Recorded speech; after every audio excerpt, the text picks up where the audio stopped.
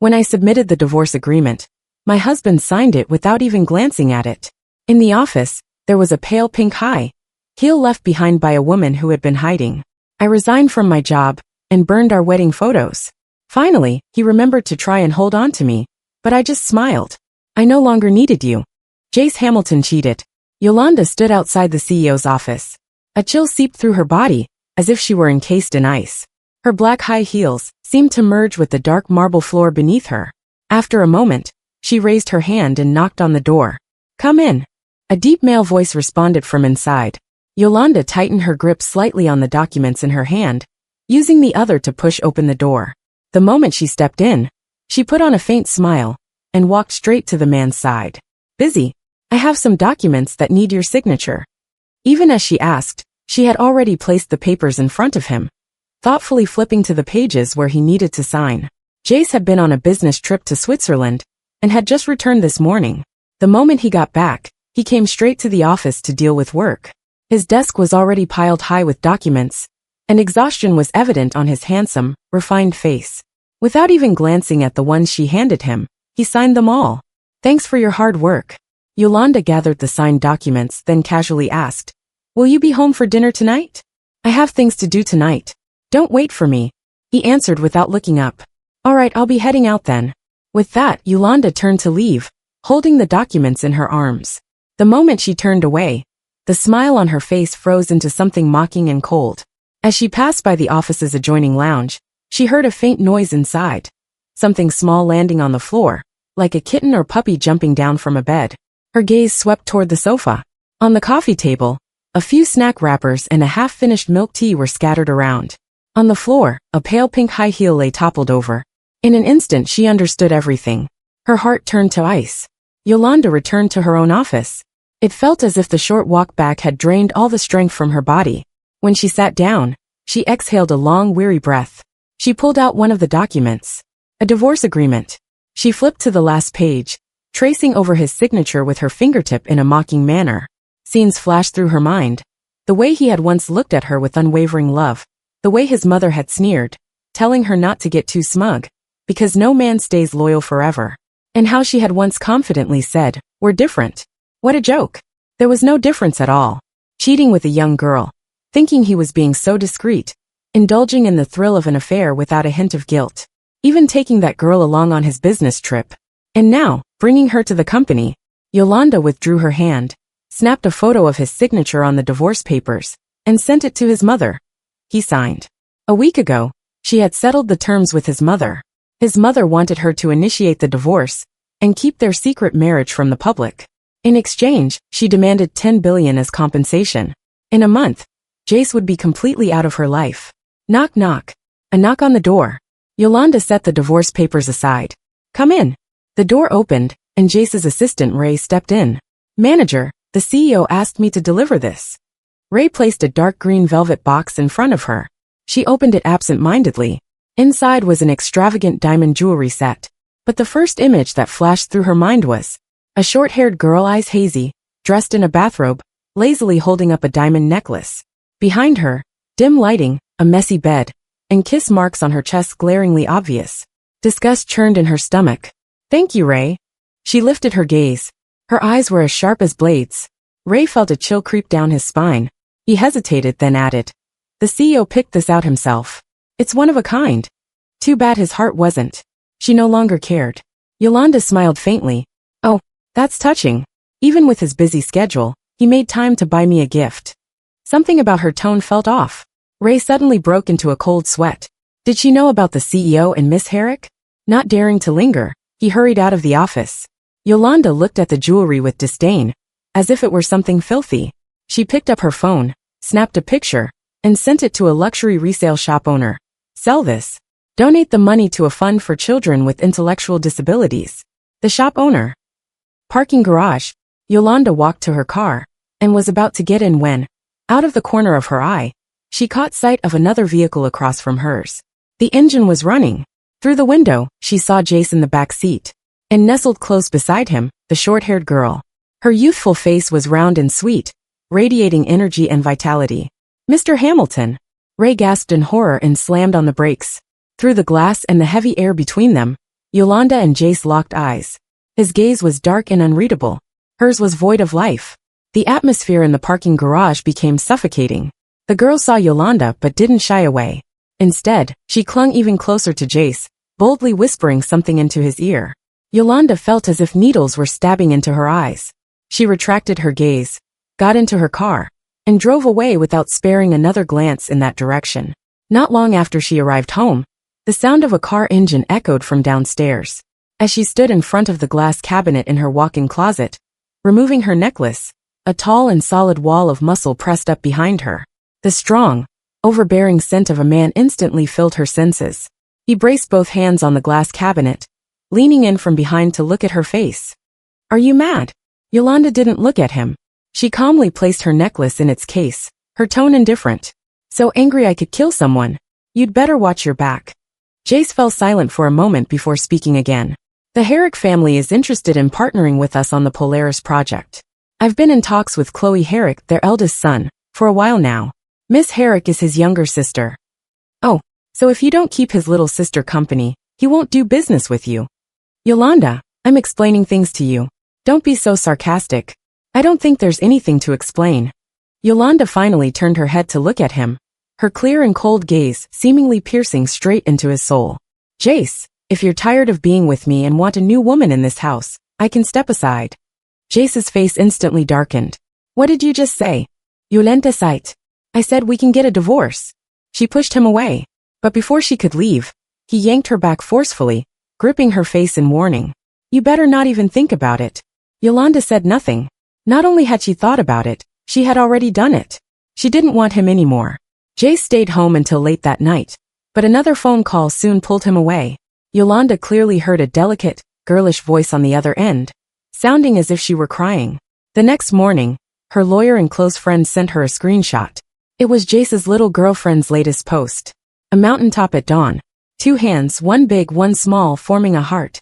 The caption read, "Feeling each other's heartbeat in the gentle embrace of sunrise." She recognized that large hand immediately. It was Jace's.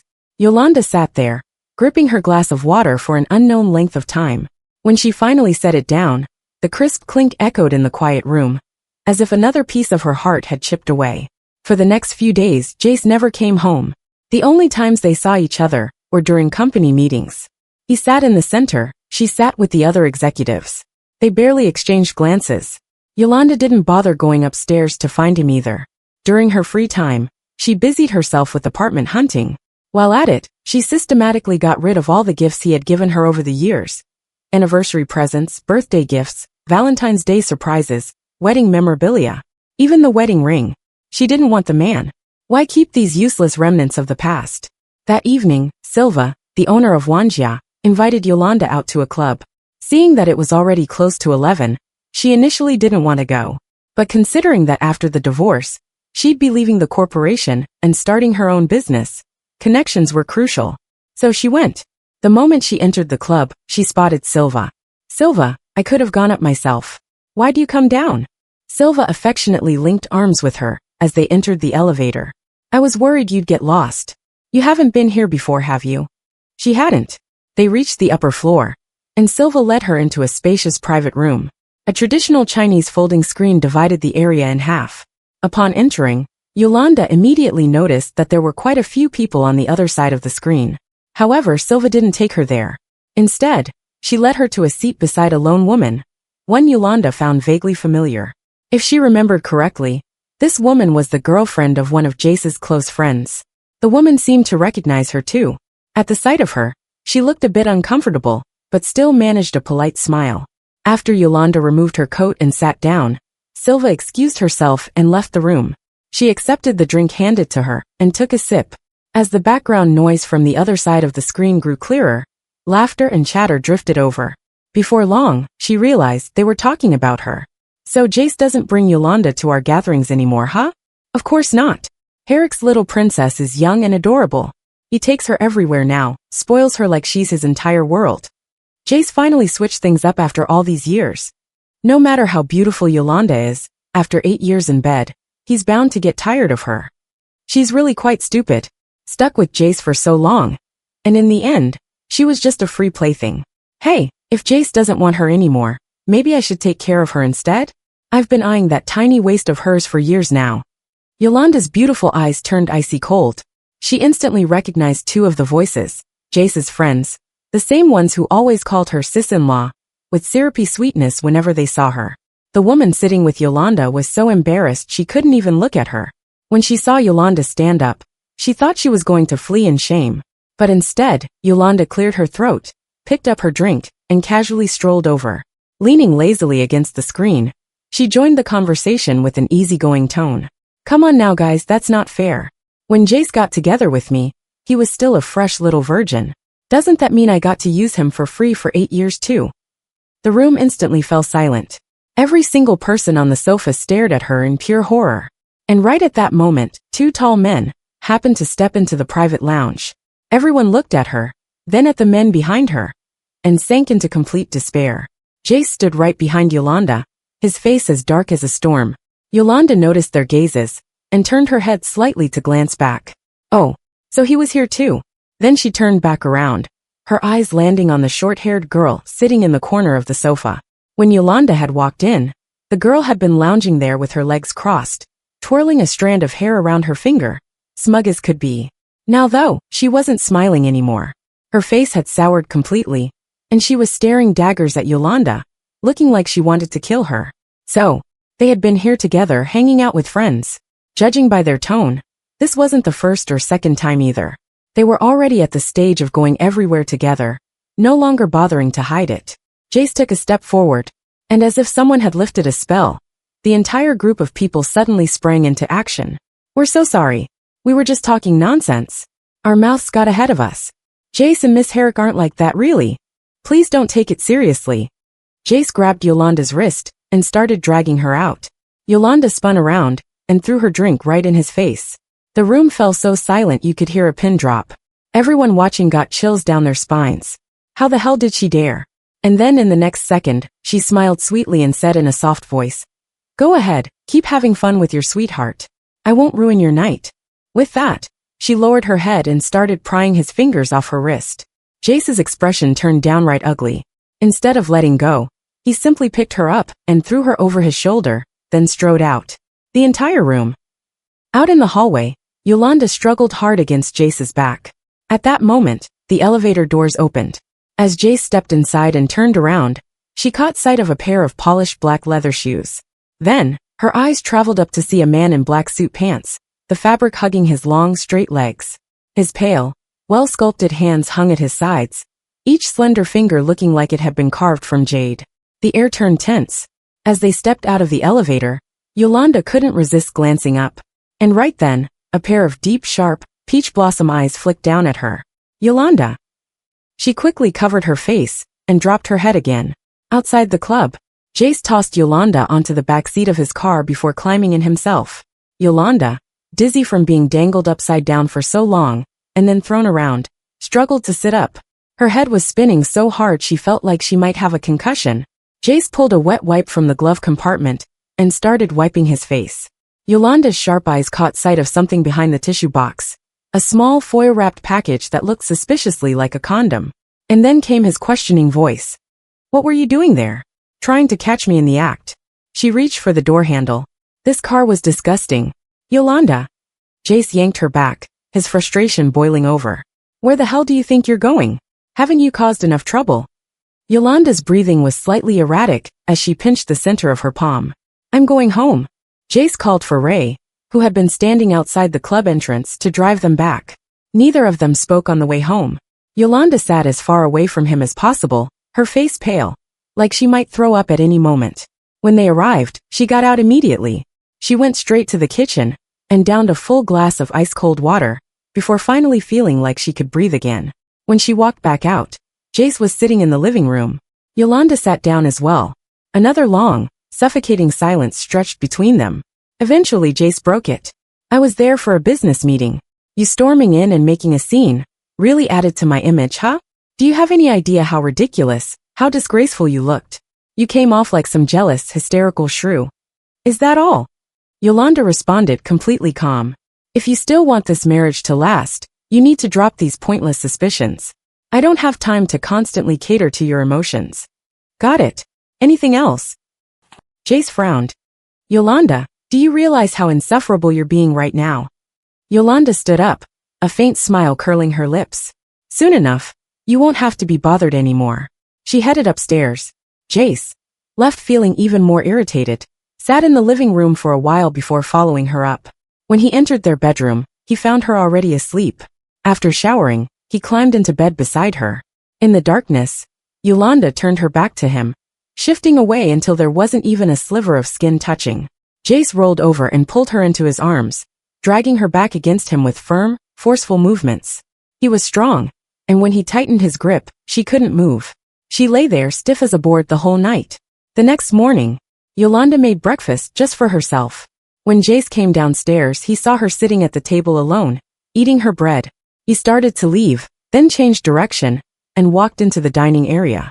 Leaning down to her ear, he softened his voice, like he was coaxing her. Let's go sailing this weekend. Just the two of us.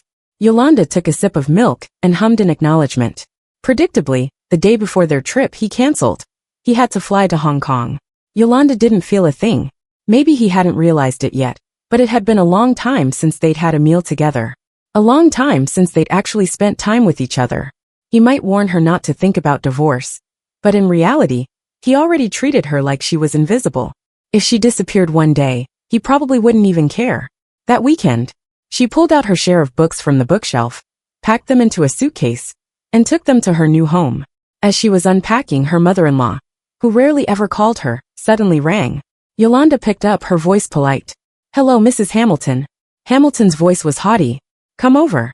We need to put our agreement in writing. Is that really necessary? I said it is. All right, I'll be there in the afternoon. Come at noon. Fine. Yolanda had nothing better to do, so she agreed. On the other end of the call, Mrs. Hamilton watched gleefully from the second-floor balcony as Jace and Tara Herrick strolled through the garden together. She wanted Yolanda to see, once and for all, who was truly meant to be with her son. Jace was in the living room when Yolanda walked in. His eyes flashed with shock. What are you doing here? Your mom called me over, she replied coolly, a trace of mockery in her gaze. Huh, weren't you supposed to be in Hong Kong? Since when did you learn to teleport? A flicker of guilt crossed Jace's face. On the sofa, Tara stood up and walked over to Yolanda, extending her hand with a provocative smile. Hey there, I'm Tara Herrick. Yolanda didn't even spare her a glance, treating her like air. Just then, Mrs. Hamilton entered from outside. She glanced at Yolanda before warmly taking Tara's hand. Tara, are you having fun today? Make yourself at home. Then she turned to introduce Yolanda, her voice deliberately casual. This is our company's manager. I called her over to discuss some work matters. Everyone knew Yolanda was Jace's woman, yet Mrs. Hamilton specifically introduced her as nothing more than an employee. It was clear she didn't want Yolanda stepping into this house. At the same time, she was sending a message to Tara. Yolanda was nothing, and there was nothing standing in the way of a Hamilton-Herrick marriage. Tara lifted her chin proudly. Oh, just a company employee? Yolanda didn't look at Tara or Mrs. Hamilton. She simply gazed at Jace, her eyes fixed on his face. She wanted to see how he would react. But he just stood there, his face a mask of indifference. He made no move to correct the insult, no attempt to defend her. Did he not understand what was happening? No. He understood perfectly. He just didn't care about her humiliation anymore. Mrs. Hamilton, weren't we supposed to discuss something? Why not talk here? Yolanda turned to her. Another day, Mrs. Hamilton said briskly. Since you're already here, stay for dinner. I'll pass. I have things to do. Yolanda turned to leave. Mrs. Hamilton's voice snapped behind her, sharp and commanding. When an elder invites you to stay for a meal, what kind of attitude is that? No manners at all. Yolanda turned back, meeting her gaze with an eerie calm. After a moment she smiled faintly. All right, I'll stay for dinner. Don't regret it. She walked over and picked a single-seat chair. Tara confidently sat beside Jace, wrapping her arms around his. Jace, let's keep playing chess. Jace pulled his arm free, his eyes flicking toward Yolanda. You know how to play? Tara asked Yolanda. Yolanda glanced at the exquisite jade chess set on the table.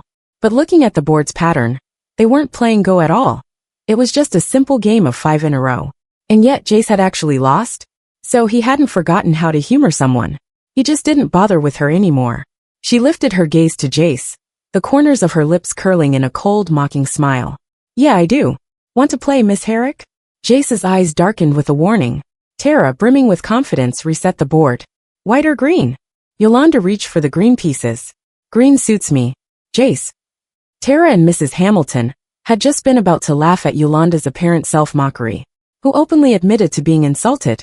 But a few seconds later they realized, no, she was probably calling them names. Tara's face twisted in frustration as she hastily made the first move. Piece by piece they played, exchanging moves. To Mrs. Hamilton, Tara's strategy seemed orderly, while Yolanda's moves appeared scattered and random. She didn't bother to look too closely, already convinced of the result. With a glance at Jace, she silently conveyed her thoughts. See? That's the difference between a lady raised in high society and a woman from a lesser background. Jace didn't react. As the board filled, Tara's excitement rose and fell. Every time she thought she was about to win, Yolanda blocked her move. She was getting frustrated. Still, at worst, it would be a tie. Humph. Even tying with her felt degrading. Your move, Yolanda said. Tara had 3 pieces lined up in a hidden corner. If she placed one more, she'd win. She carefully made her move, and then stared at Yolanda anxiously, hoping she wouldn't notice. Seeing Yolanda place her piece elsewhere, Tara lit up in triumph. I won. Mrs. Hamilton immediately clapped in approval. But the next second, Yolanda's slender fingers started picking up pieces from the board, one by one. It was only then that they noticed. Yolanda had already formed a line of 5. Their faces turned pale. Yolanda casually collected 2 more pieces. 5 in a row was a one-win game, but Tara refused to accept it. Desperate to save face, she cheated, dropping another piece to complete her own 5. So what if you won first? I got 5 too. That means I win as well. She stubbornly placed her final piece. Yolanda looked at her like she was an idiot for a few seconds. Then she smirked. Oh, then I can do this too, right? She placed another piece on the board, forming a new 5, and took more pieces. In less than a minute, she had nearly cleared the board, leaving Tara completely trapped. Tara's face turned red then white. Furious, she insisted on a rematch. Game 2. Game 3. Game 4. Yolanda either played with her like a cat toying with prey, dragging out the torture, or crushed her in just a few moves, treating her like a complete fool. By the end, Tara was crying in frustration. Enough! Jace suddenly grabbed Yolanda's box of pieces, his expression cold and sharp. Seeing Jace take her side, Tara threw herself into his arms, sobbing like Yolanda had bullied her to death. Jace comforted her. Mrs. Hamilton joined in, patting Tara soothingly while turning to scold Yolanda. It's just a game. Why take it so seriously? Such a petty lowborn girl. Only knows how to fight over men. The voices blurred in Yolanda's ears.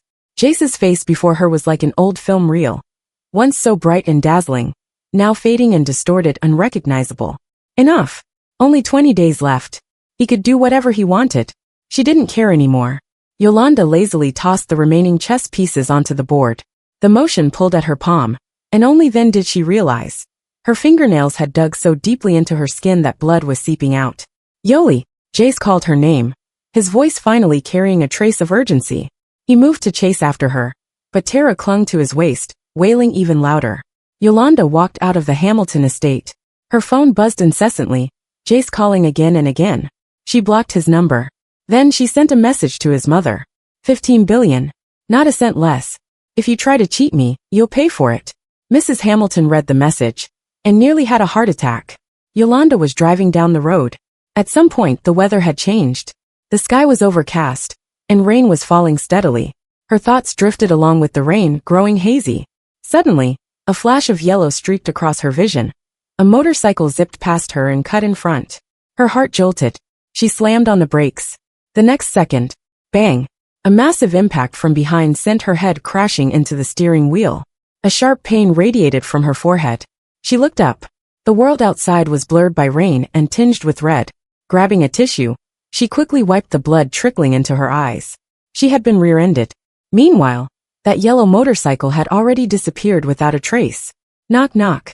Someone tapped on the car door. Yolanda rolled down the window. Standing outside was a man in his late 40s, wearing glasses. He looked refined and gentlemanly, holding a solid black umbrella. His expression carried a hint of apology. Miss, I'm terribly sorry. I'm the one who hit your car. We'll take full responsibility. But if I may ask a favor, my young master is in a hurry. Could we exchange contact information? And you can send us the repair costs later? I assure you we won't run from this. Let's just call the police. Yolanda was already in a foul mood, and after 2 consecutive scares, her patience had run dry. She pushed the door open, got out, and walked to the back of her car. The rear end had been dented in by a Bentley. She frowned, took photos for evidence and called the police. The man sighed when he saw her insistence but didn't argue. Instead, he returned to the car to report the situation. Young master, the lady doesn't want to settle privately. What should we do? The rain was getting heavier. The windshield wipers cleared away the water, but the glass fogged up again almost instantly. Inside the car, a man lounged lazily in the seat, watching through the window. The woman outside was pressing a hand to her bleeding forehead as she made a call. She was drenched, her white shirt soaked through by the rain. Droplets clung to her long, dark lashes before slipping onto her lips. Young master. Bob called again. The man lowered his gaze, checking his watch. There's still a meeting to attend. I'll leave first. You stay and handle this. Understood, young master. Yolanda returned to her car. A short while later the police arrived. A silver Maybach pulled up behind the patrol car. Both vehicles came to a stop almost simultaneously. She stepped out. From the Maybach, apart from the older man, another figure emerged. A tall, striking man with an air of cold arrogance. His skin was pale, his deep-set eyes sharp and unreadable. He glanced her way, and in that brief moment, his gaze carried an unspoken pressure. That feeling was strangely familiar. Give it to her. The man slipped off the suit jacket draped over his wrist, and handed it to Bob before turning back toward his car without a second glance. Bob took the jacket, and jogged over to Yolanda. Miss, your clothes are wet. Please wear this. Yolanda glanced down at herself. Her white shirt was practically transparent, clinging to her skin, revealing the outline of her undergarments. Flustered, she accepted the jacket and pulled it on. Thank you. Bob spoke with the officers while the Maybach smoothly re-entered the road, disappearing into the rain. Yolanda caught just a fleeting glimpse of that chiseled side profile before he was gone. The jacket was still warm, carrying a deep refined scent of sandalwood, cutting through the cold dampness of the rain. The police gave their verdict on the accident. Both parties agreed on the resolution and exchanged contact information. Bob even offered to accompany Yolanda to the hospital for her wound, but she politely declined. Now that her mood had calmed, she felt a little guilty for her earlier outburst. She apologized, explaining that she had been in a bad mood and that it wasn't their fault. I'll have the jacket cleaned and send it back to you. Bob didn't object. Knowing his young master's temperament, he figured the jacket wouldn't be taken back anyway, but he responded politely nonetheless. Yolanda went to the hospital alone. Meanwhile, elsewhere, Jace had been unable to reach her. With the rain pouring down, his mind filled with all sorts of terrible scenarios. That was when he got the call. She had been in an accident. In the examination room, Yolanda sat quietly as her wound was treated. Suddenly the door burst open. A tall, imposing figure stormed in, radiating fury. The doctor jumped in alarm. Yolanda turned her head and gave a casual glance. It's fine. He's my beau-SS. The word husband almost slipped out, but was replaced at the last second. Jace's throat felt tight, as if something was lodged there. He stepped closer and asked the doctor, Is the injury serious? It's just a superficial wound. Nothing major. The doctor wasn't interested in their drama. He finished bandaging Yolanda's wound and handed her some medication. She thanked him and left. Jace followed closely, refusing to let her out of his sight. He insisted on paying the bill, snatching the medicine from her hands like a responsible, overbearing husband. Yolanda couldn't even be bothered to argue. Once outside, she pulled out her phone to call a ride. Jace snatched it from her hand. He draped an arm around her shoulders and steered her toward the parking lot. Opening the passenger side door, he shoved her inside before getting in himself. The car door slammed shut. The world outside was sealed off. A suffocating silence filled the space. You blocked me. What, trying to punish me with a near-death stunt? His tone was both irritated and exasperated. Yolanda.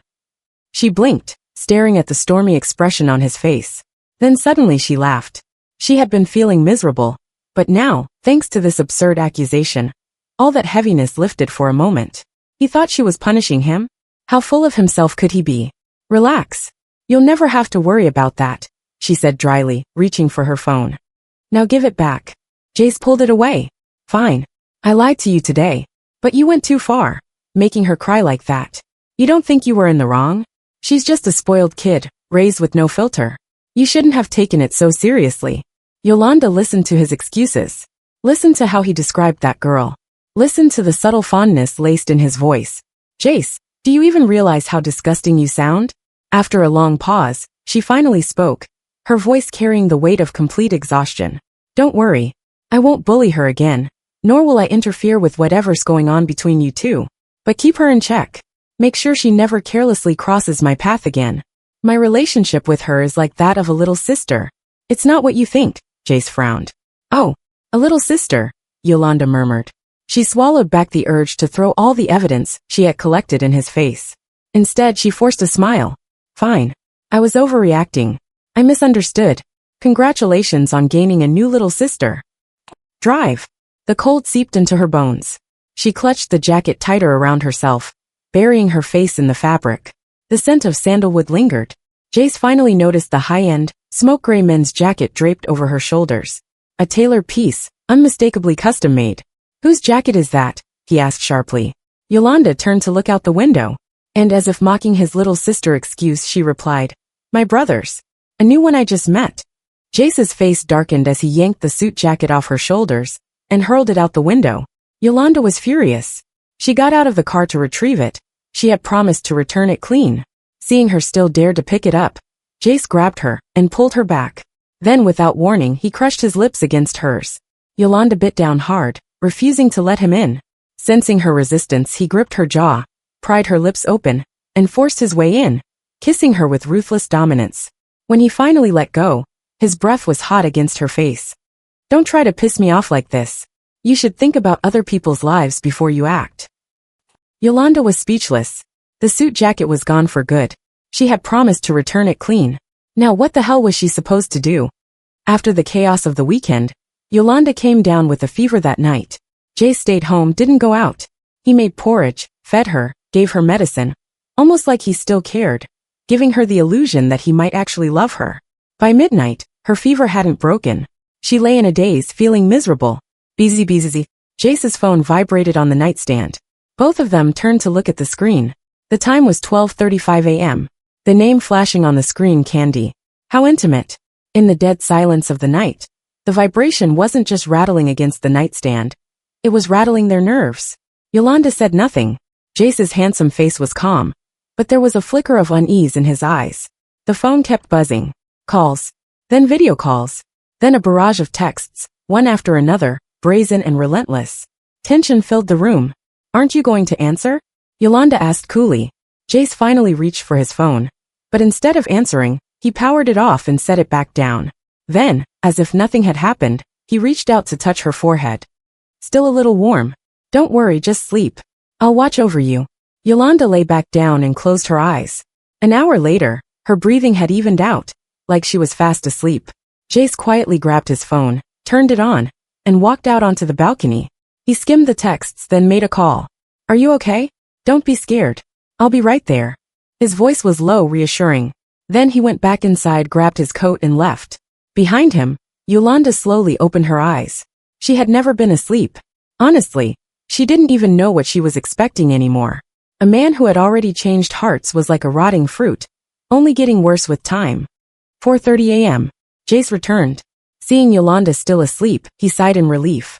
He walked over and touched her forehead. Her fever had finally broken. He got up, went to take a shower. A while later, he came back, fresh from the bathroom, wearing a robe. He climbed into bed and wrapped an arm around her waist, falling asleep beside her. When he was deep in sleep, Yolanda gently moved his arm away and sat up. She looked down at him, her gaze cold and detached. His face was still as striking as ever, sharp jawline, thin lips, that tempting Adam's apple. Then, her eyes landed on his collarbone. A trail of faint bite marks. A sharp pain shot through her chest. And that body of his. It was already filthy, polluted, so dirty it made her want to smother him with a pillow. By the time Jace woke up, Yolanda was already out of bed. When he went downstairs, she was in the kitchen, wearing an apron, making breakfast for both of them. She even called him over to eat. Your fever just broke. Why aren't you resting a little longer? Jace walked over, reaching out to touch her forehead. Yolanda subtly dodged. Just a small cold, nothing serious. She untied her apron and sat down at the table. Jace looked at his empty hand, slightly awkward. But seeing that she wasn't upset anymore, he didn't think too much about it. He sat down across from her. I wanted to talk to you about something, Yolanda said. What is it? Jace took a sip of juice. I want to resign. Jace was caught off guard. Before he could ask why, Yolanda continued. I've spent so many years just working. I'm tired. I want to enjoy life for once, live like a real wealthy wife. Jace studied her, as if trying to see if she was serious. You're not joking? I'm not. What? You think I'm some kind of masochist who doesn't know how to enjoy life? She smiled teasingly. Jace thought for a moment, then agreed. Taking a break is good. You can stay home, and we can take this chance to have a baby. Yolanda smiled but didn't respond. So that's what he was thinking, letting her be a baby-making machine, while he kept screwing around with Candy every night? Dream on. I'll handle my resignation in the next few days. I also want to travel a bit. I've already made plans with a friend. I haven't taken a trip in ages. That friend of yours, the lawyer? She has time to travel with you? Jace asked. She's busy, but she made time for me. Yolanda smiled sweetly. Jace went silent for a moment, as if something had just clicked in his mind. After a long pause, he finally said, a trip sounds nice. I'll arrange everything for you. You don't have to worry about a thing. Yolanda just kept smiling. She didn't say yes. She didn't say no, because soon she'd be saying goodbye. The wound on her forehead was too obvious. Yolanda didn't want to show up at the company looking pitiful, especially not right before quitting, so she took a few extra days to rest. With plenty of time on her hands, she began packing her clothes, shoes, bags, and other scattered belongings little by little, moving them to her new home bit by bit. A little today, a little tomorrow. The closet was noticeably emptier. Anyone paying attention would see the difference. But Jace remained oblivious. Even when she burned their wedding photos right in the yard before his eyes, he merely sat on the couch, staring at his phone, smiling and chuckling as he replied to messages. If only he'd spared even a single glance toward the woman standing beyond the floor-to-ceiling windows. Bathed in the golden hues of sunset, Yolanda gazed at him quietly for a long time. It wasn't until the lighter's flame seared her fingertip that she finally let go, as if snapping out of a dream. Fire swallowed the gasoline-drenched photographs, illuminating the couple frozen in time. She was smiling sweetly. He was looking at her with eyes full of love.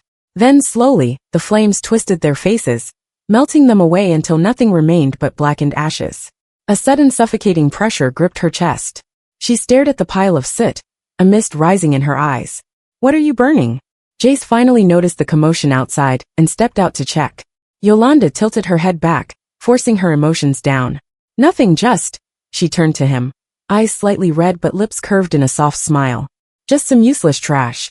Jace glanced at the iron barrel billowing with thick black smoke and frowned. If it's trash, why not just throw it away? Yolanda smiled. Burning it feels cleaner. Jace's frown deepened. The two stood in the yard without another word as the last trace of daylight was devoured by darkness. On Friday morning, the dealership called. Her car was finally repaired. Yolanda picked it up and was about to call Bob when she suddenly remembered the suit. She had promised to return it clean. After some thought, she dialed his number. First, she let him know her car was fixed. Then, after sending over the repair invoice, she casually added a final line. Hope you don't mind me asking, but what are your young master's height, weight, and measurements? She asked in such detail because suits came in sets. If she bought a replacement, the pants needed to match as well. The man had lent her his suit out of kindness. She couldn't return it in a way that caused him inconvenience. Might as well buy the full set. Bob. Yolanda waited quite a while but received no response. Maybe even the butler didn't know and had to go ask? She didn't dwell on it. As she reached the next intersection, her phone rang. It was the finance manager, calling to verify some figures with her. Her forehead was nearly healed anyway, so she turned the car around and headed for the office. After being on leave for so long, the moment she stepped into the project department, her subordinates swarmed over with concern. She hadn't told them she was resigning yet. Honestly, she felt guilty. Her departure meant they'd have to adjust to a new supervisor all over again. After stopping by the finance department, she stayed in her office, tackling the backlog of work. It wasn't until the afternoon that she finally had a free moment to draft her resignation letter, intending to submit it before leaving for the day. But before she could, a casual conversation in the break room made her stomach churn with disgust. The secretarial department just got word. Tara, the fourth daughter of the Anshin group, started working here today. The boss assigned her to his office. Does this mean the Hamiltons and the Herricks are planning a marriage alliance? Did you forget our manager is the boss's girlfriend? If they get engaged, what happens to her? Silence.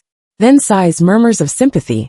Between sips of coffee, they muttered about how shameless Tara was, how pitiful their manager was, and how heartless the boss had become. Yolanda stood outside listening quietly. Then, with an empty cup in hand, she returned to her office, sat at her desk for a moment, grabbed the printed resignation letter, and headed straight upstairs. The sooner she quit, the sooner she'd be free. When she reached the executive floor, Ray rushed over, looking tense. Manager, the boss is in a meeting right now. It's not a good time. Yolanda nodded understandingly. Ah, she said, then turned as if to leave. The moment Ray relaxed, she suddenly pivoted and strode forward with graceful yet rapid steps. She grasped the door handle, twisted, and shoved it open with force. Sometimes, Yolanda found herself exhausting. She had already decided to let go of this man. Why was she still getting worked up? Why did she have to give herself one last dose of heartache? But humans were slaves to their emotions. Sometimes, you just couldn't help yourself. Ah! A startled shriek filled the office. Wrapped in only a bath towel, Tara was draped over Jace's back. The sudden commotion had given her a fright. Jace's smile froze on his face. Ray looked like he wanted to die. He covered his eyes, not daring to look inside. It's like this. Miss Herrick just finished moving some documents and was sweating, so she just took a shower. I didn't want you to misunderstand, so I said. Yolanda gave Ray a slow, assessing look, equal parts pity and irony. Ray, you graduated from a top university, and now you're practically a pimp.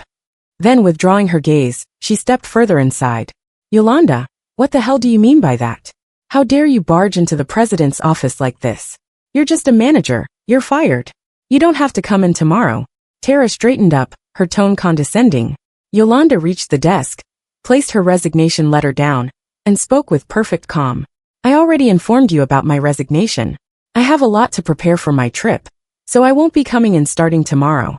Of course, I'll return when necessary to complete the work handover. Jace didn't dare meet her eyes. Whatever you say. Yolanda nodded. All right. She glanced up at Tara, then shifted her gaze back to Jace. Well then, carry on with your meeting. With a mocking smile, she turned and walked away. She had barely taken 2 steps when Tara's shrill voice pierced the air. You don't get to decide that. Yolanda, who do you think you are? Jace hasn't loved you for a long time. He loves me now. The one who should get lost is.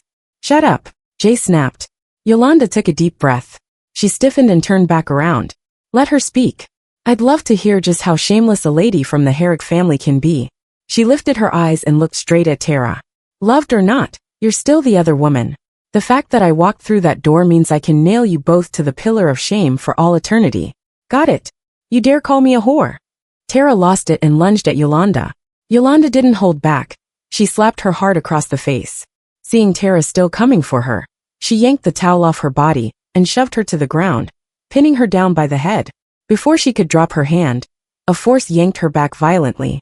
She stumbled, her lower back slamming hard into the edge of the table. The pain shot through her like a blade, cold sweat breaking out instantly, robbing her of her voice. Jace swiftly took off his suit jacket and crouched down, draping it over Tara's exposed body. Tara sobbed and screamed like the world was ending. Get out, Yolanda! Get the hell out! Jace roared, completely oblivious to how deathly pale she had gone. Ray snapped out of his shock and rushed to steady her. Are you all right? Yolanda clenched her teeth, her eyes rimmed red. Jace, you disgust me. She pushed Ray's hand away, barely able to stand, yet still refusing help. Jace's chest tightened. That look in her eyes, like this door was the last thing he'd ever see of her, sent a chill down his spine. A flicker of panic crept in. Ray hesitated. Sir, I think she hurt her back. Pretty badly. Jace's gaze darkened. The moment he recalled the way she had crumpled in pain, a chill ran down his spine. Without another thought, he ignored Tara's hysterics and bolted after her. Nina, I want to end this early. I just don't want to see his face anymore. Yolanda leaned against the corner of the elevator, barely whispering into the phone, her voice trembling with suppressed emotion. She was in no state to return to the project team. Holding back the pain, she left the company and drove straight to her new place. Nina caught the cracks in her voice immediately. She grabbed her bag and keys, heading out in a hurry. Where are you? Yolanda gave her an address. Got it. I'll be there soon. She wasn't just Yolanda's divorce lawyer. She was her childhood best friend. She knew her inside out. She might look soft and delicate, but she was proud and unyielding to the core. From the moment she found out about Jace's affair, despite the pain, she had remained calm, preparing for the divorce without shedding a single tear in front of anyone. If she had reached this point, it meant she had been hurt beyond measure. Jace, that bastard. Okay. I'll wait for you. Yolanda ended the call, closing her eyes as she leaned against the cold metal. Her long hair veiled her face, shutting out all the light. Her thoughts spiraled into a pitch-black abyss, pulling her down deeper and deeper. She had no idea how much time had passed. Are you done? The silence was so absolute that even a pin drop would have been deafening, until a deep, crisp male voice suddenly cut through. Yolanda's eyes snapped open. She turned sharply, startled. She was met with broad shoulders clad in black, leading up to a pale, elegant throat, where stark contrast of black and white exuded an untouchable, high-class coldness.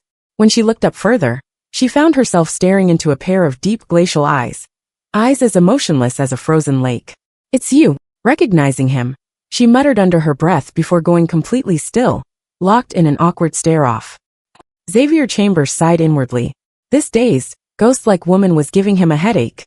She had trailed after him like a lost puppy all the way from the parking garage into the elevator, only to curl up in a corner and stay there like she was glued to it. He leaned in. At 6 feet 4 inches, he loomed over her like a mountain. Yolanda instinctively raised a hand to block him. What are you? Before she could finish, a slender, well-defined hand reached out and lightly nudged her to the side, away from the fingerprint scanner. Yolanda. It was only then that she finally snapped out of her fog. The elevator hadn't moved this whole time, because she hadn't pressed a floor, and she had been standing right in front of the scanner, blocking him from using it too. God. This was so awkward. So awkward. The elevator finally began to rise.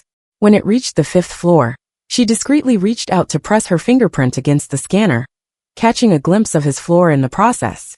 46th. The top floor. She shifted uncomfortably, the atmosphere growing increasingly bizarre. Then, the sound of a phone vibrating broke the silence. A deep, cool voice slipped into her ears. What is it? Yolanda's neck turned stiffly inch by inch. At this point, she was so mortified she could hardly think straight. Taking a deep breath, she forced out, Is this a bad time? Xavier's expression remained unreadable. Ding! The elevator doors slid open. Yolanda all but fled, clutching her aching waist as she hurried out. By the time Nina arrived, Yolanda was sprawled on the bed, looking eerily serene, like a painting of fragile beauty on the verge of breaking. What happened? Nina crouched beside her, voice gentle. Yolanda gathered her thoughts. The bizarre elevator incident had somehow snapped her out of the emotional downward spiral. She had calmed down. She recounted what had happened at the company, her tone utterly steady. Nina, however, was furious. He had the nerve to bring that tramp into the company the second you left, flaunting their affair in broad daylight? And he pushed you. He's completely lost his shame now, hasn't he? Not even trying to hide it anymore. They're openly provoking you at this point. Are you sure all you want is a divorce? Yolanda stirred slightly. She tried to move, but pain shot through her back, forcing her to stay put. You know why I'm doing it this way. It's not because I fear him. Her voice was calm, resolute. I want him to know. I'm the one throwing him away first. A man that filthy and rotten isn't worth a second glance. I'll discard him like the trash he is. Nina's eyes softened with heartache. She ruffled her hair. You talk big, but look at yourself. How did you end up like this? I got a little carried away. Yolanda curled her lips in self-mockery. 2 more weeks. After that, they could strip naked and screw in front of me, and I wouldn't even blink. You sure your eyes won't rot? It's just animals mating. At most, I'd gag. Still bad for your stomach. Nina stayed for a while before heading out to get some medicated patches for her back. Outside, night had fallen. Jace had searched every place Yolanda might go, called every friend she had, even paid a visit to her parents. But she was nowhere to be found. Nina was the first person he called. She had said she didn't know. The second time, she didn't pick up.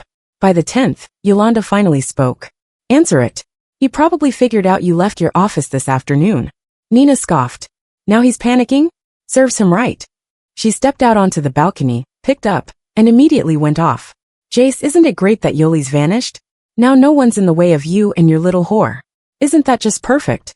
Jace knew for sure that they were together the moment he heard those words. His voice turned hoarse. Let me talk to her. She can't. I don't know where she is. Oh, maybe she couldn't take it anymore and jumped into the sea. Want to try fishing her out? With that, Gao Shisha hung up on him. She was going to drive him crazy. Jace's face darkened on the other end. Nina's phone rang again.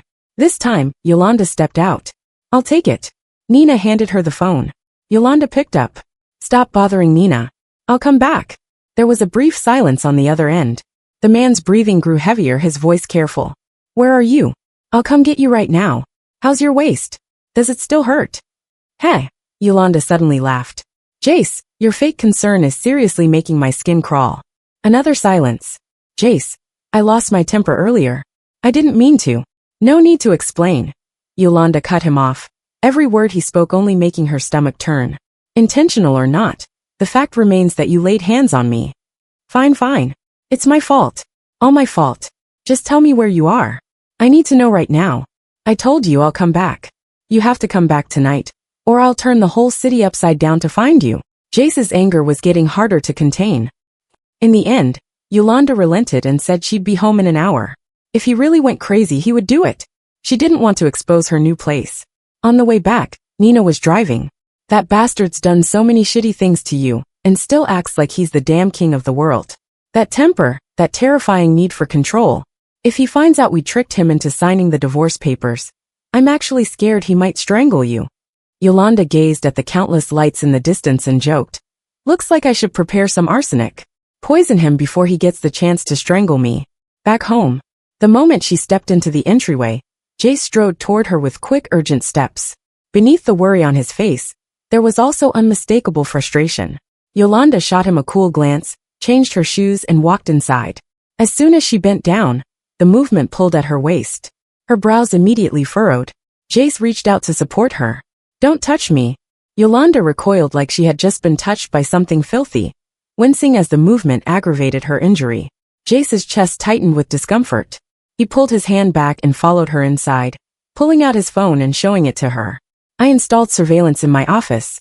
You can check anytime. What happened today won't happen again. Yolanda was a little surprised. She had thought he would try to brush things off like before. She glanced at the screen, her expression thoughtful. Afraid I'll pull another stunt like today and embarrass your little candy girl? Jace stiffened. There's nothing going on between us. Fine. I admit I find her interesting and cute, but only as a little sister. She's in the company because my father asked me to teach her a few things. Our companies are working closely together. The Herrick family made a small request. How could I refuse? Look at that. What a perfect excuse. Only a sister. All for the company's interests. That's why he indulged her, granted her every request, even at the expense of his own wife. How did he get this good at being a hypocrite? Yolanda felt nothing but disdain. Her beautiful eyes studied him for a moment before she suddenly feigned realization. Oh, I see. So she's just a sister? But didn't she say you spent many nights together? A big brother sleeping with his little sister, that's incest. I told you, she's just a spoiled kid who spouts nonsense. Oh, but you find her nonsense interesting and cute, don't you? Jace could tell she was mocking him. He sighed. Anyway, nothing happened between us. You should take a vacation for a while. When you come back, we'll start trying for a baby. From now on, you just need to stay home and be Mrs. Hamilton. I promise, that position will always be yours. Yolanda gazed at him, the corners of her lips slowly curling into a smile. Got it. Mrs. Hamilton would always be her title, so she was expected to turn a blind eye, tolerate his increasingly indulgent ways. But why should she? He had his fun sneaking around with other women, going on trips with Tara, sleeping with her, watching the sunrise. He had cut her heart into pieces, and now he wanted her to pick them up and offer him a happy family. A lifelong marriage? How cruel. How selfish. Baby, I love you. Jace saw her smile, and thought today's storm had passed. He held her tight, not giving her a chance to resist. It was deep, as if he truly feared losing her. But Yolanda felt nothing. The clearer she saw him, the more determined she was to leave. Jace helped her upstairs. He called the family doctor to check her injury, and only relaxed after confirming there was no damage to the bone. Yolanda went into the bathroom, and he followed. Let me help you. No need. If he dared touch her with hands that had been all over another woman, she really would pour arsenic into his coffee. Jace could sense her resistance. It annoyed him, but he knew better than to provoke her again today. I'll be outside. Call me if you need anything. She nodded, smiling. Don't worry. Even if she was in unbearable pain, she wouldn't call him. When Yolanda walked out in her nightgown, Jace was still waiting outside. As she opened the door, the scent of her freshly washed skin wafted into his nose. Her flush complexion, exposed collarbones and delicate waist moving with each step. Jace's gaze darkened. She walked to the bed, ready to sleep. Noticing his look, she said flatly, "My waist hurts a lot. If you're thinking of doing anything tonight, I'm afraid I can't satisfy you." Jace wrapped his arms around her from behind, pressing a kiss to her bare shoulder, leaving her no room to escape. "I'll be gentle. I'm exhausted and in pain. I'm really not in the mood." Jace could tell she had absolutely no desire for him. He was frustrated, but he couldn't exactly force her. He let go. "Get some rest." Expressionless, he turned and walked out. Yolanda had said she wouldn't go to the office the next day, and she kept her word. Instead, she privately contacted some of the project team members and invited them out for a meal. There, she told them she was resigning. Everyone was reluctant to see her go. The whole company knew she was the CEO's girlfriend. Some had initially questioned if she got her position through connections, but as project after project succeeded, her expertise in both management and technical fields became clear. Over the years, she had cared about the company's success even more than Jace himself. Every deal signed brought her immense joy. People had assumed she was working toward officially becoming Mrs. Hamilton. And now, just like that, she was leaving. "I'm sorry, everyone, but due to personal reasons, I can't stay any longer. Keep working hard. If you ever need my help, just call. And of course, you're always welcome to visit me." Yolanda raised her glass in a toast. The team lead of Project Group 3 was crying. She had worked with Yolanda the longest, and had the closest bond with her. With her gone, the backbone of the department was gone too. But deep down, everyone understood. They knew what happened. Jace had let that little Herrick brat waltz into the company. A few days ago, Yolanda had walked in on the two of them making out in his office. Tara hadn't even been wearing clothes. How could she not be heartbroken? The dinner at the end of the gathering, someone asked Yolanda about her future plans. She said she hadn't decided yet, so someone suggested, "Maybe you should check out the Chambers Group. The young master just returned from Wall Street and is actively recruiting.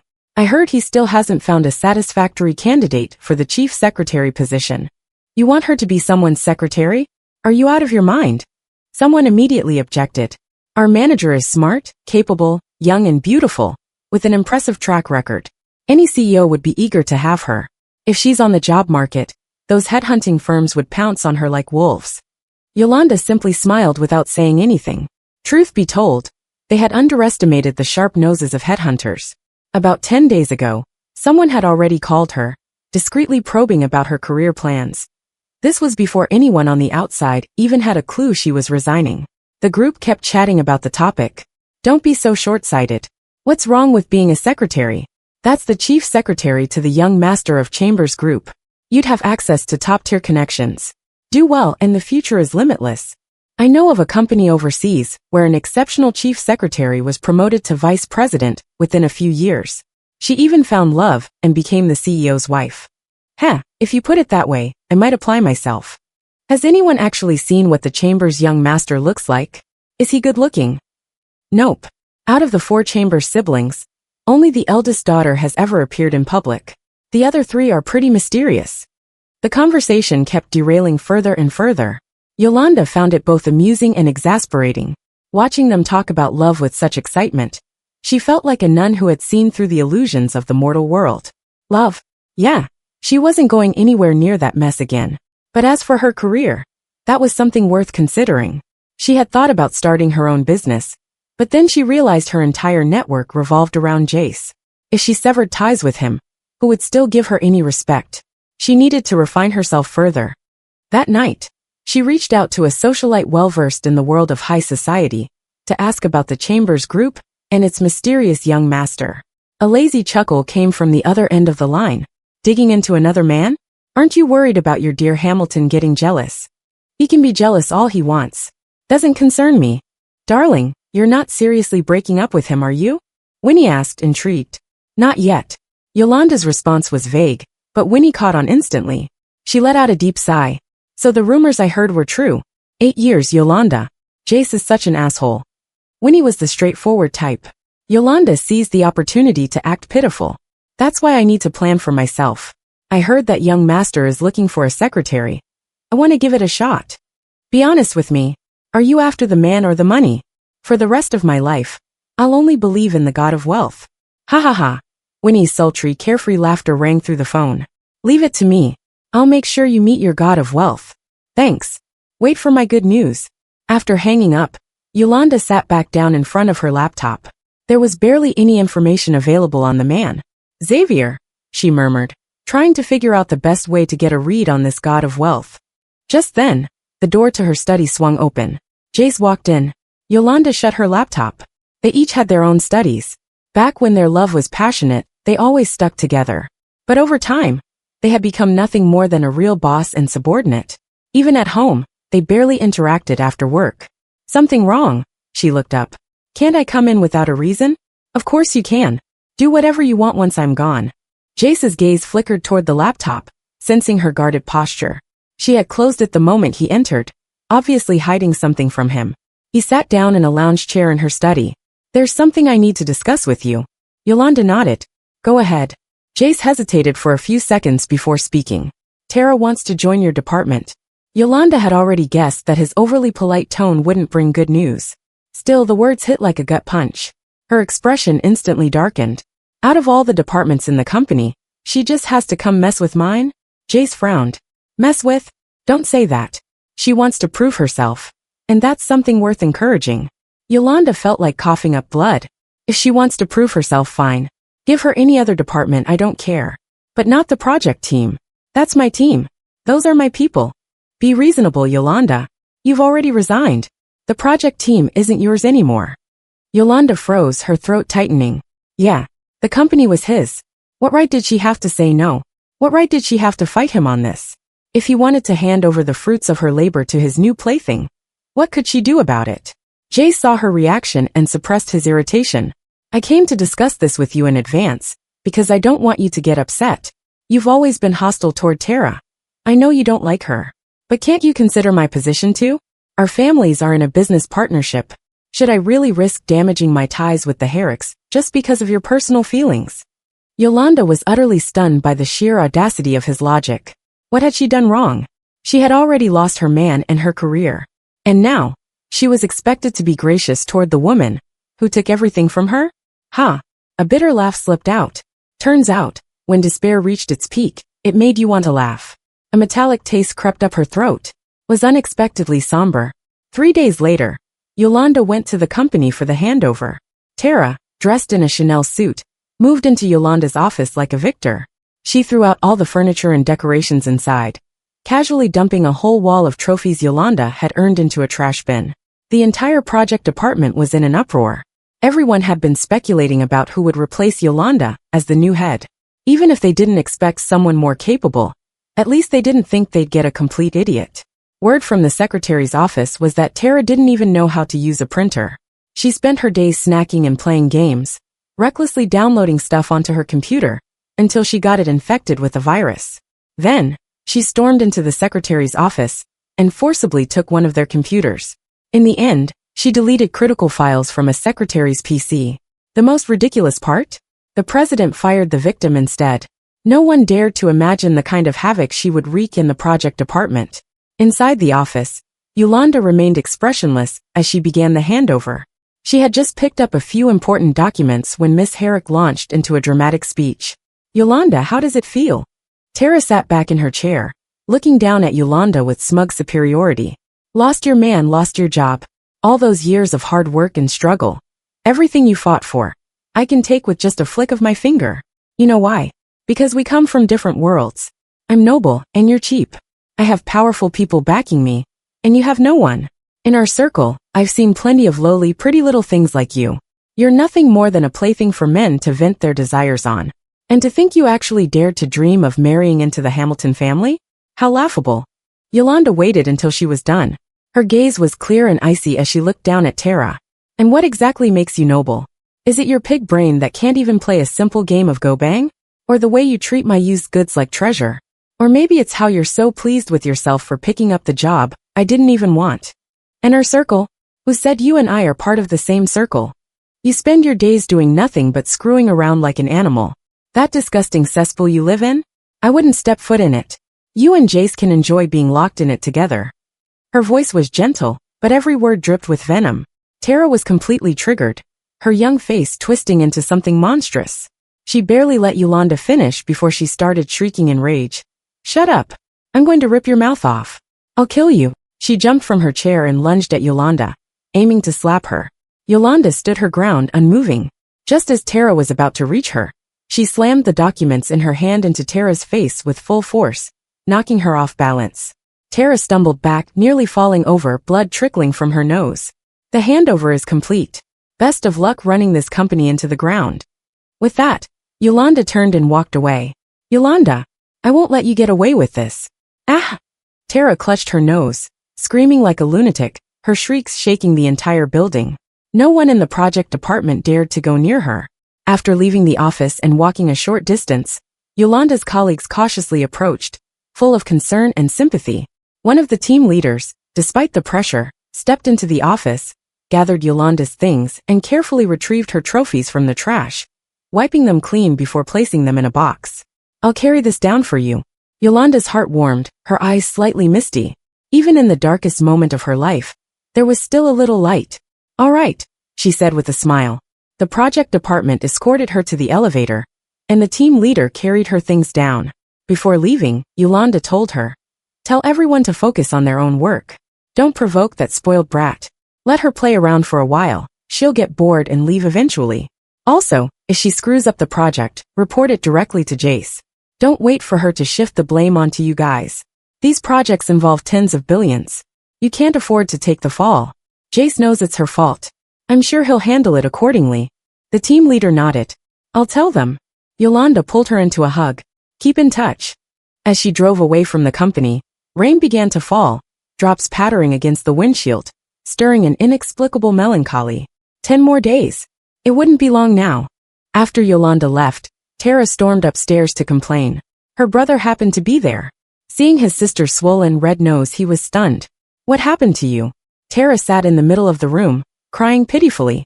I made her coffee out of kindness, and even gave up my chair for her. But the moment she walked in, she started insulting me, calling me shameless. She even called Jace a filthy animal. I wanted to ask her for guidance about work, and I didn't even dare talk back. But she wasn't satisfied with just yelling at me. She hit me. She threw all the handover documents in my face and pinned me down, beating me up. Jace's expression turned ice cold as he listened, silent. Grace, on the other hand, was completely outraged. Is that woman insane? She's completely out of control. Jace, what do you plan to do about this? Jace said calmly, I'll apologize on her behalf. She's not in a great state of mind right now. That's it.